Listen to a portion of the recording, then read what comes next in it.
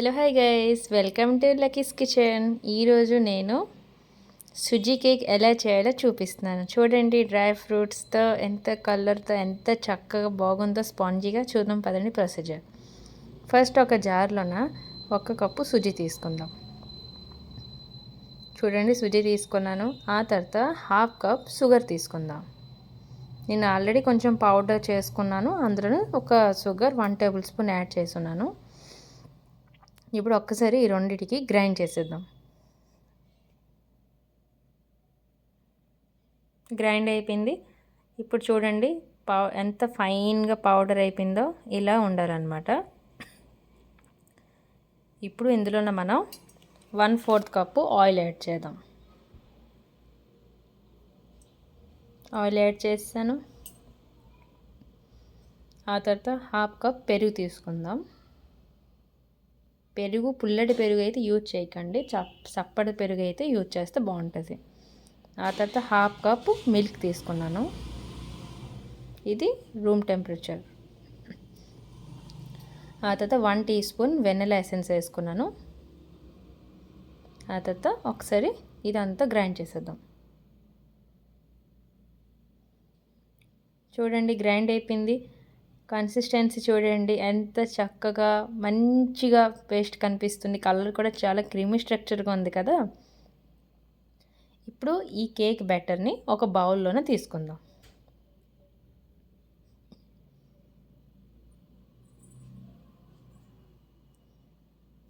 ఒకసారి బాగా క్లీన్ చేసుకొని బౌల్లోన ఈ బ్యాటర్ అంతా షిఫ్ట్ చేసుకుంటారు. ఇప్పుడు ఏం చేస్తాం, దీనికి ఒక 20 మినిట్స్ రెస్ట్ ఇద్దాం. ఈ లోపల మనం కేక్ ప్రిపరేషన్ కోసమని ప్రీ హీట్లో ఉంచుకుందాం. ఈ బౌల్ అంతా పూర్తిగా హీట్లో పెట్టేస్తాం కదా. హీట్ అయిన తర్వాత ఇప్పుడు చూడండి 20 మినిట్స్ అయిపోతుంది. ఈలోపు ఈ బ్యాటర్ కూడా కొంచెం సుజ్జి, అందులో పెరుగు ఇవన్నీ కలిసిన తర్వాత కొంచెం బ్యాటర్ థిక్ అవుతుంది.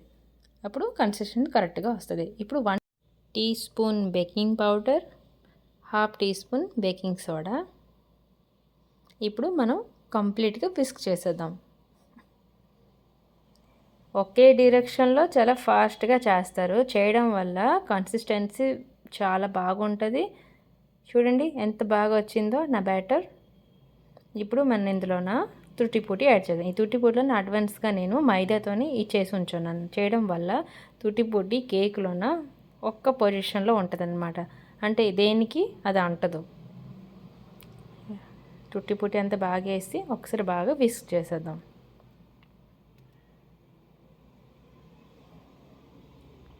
చూడండి, ఇలా ఒకసారి విస్క్ చేస్తాను. ఆ తర్వాత కేక్ మౌల్డ్ తీసుకుందాం. కేక్ మౌల్డ్లోన నేను ఆయిల్ గ్రీట్ చేస్తాను. కిందకి బటర్ పేపర్ కూడా యాడ్ చేశాను. ఆ పైన కొంచెం తుట్టిపూటి వేసుకున్నాను. ఇప్పుడు నేను ప్రిపేర్ చేసిన బ్యాటర్ సెంటర్ నుంచి వేస్తున్నాను. మీరు కూడా వేసినప్పుడు సెంటర్ నుంచి అప్పుడే చేస్తే ఈక్వల్ స్ప్రెడ్ అవుతుంది. చూడండి, బ్యాటర్ మొత్తం వేసేస్తున్నాను.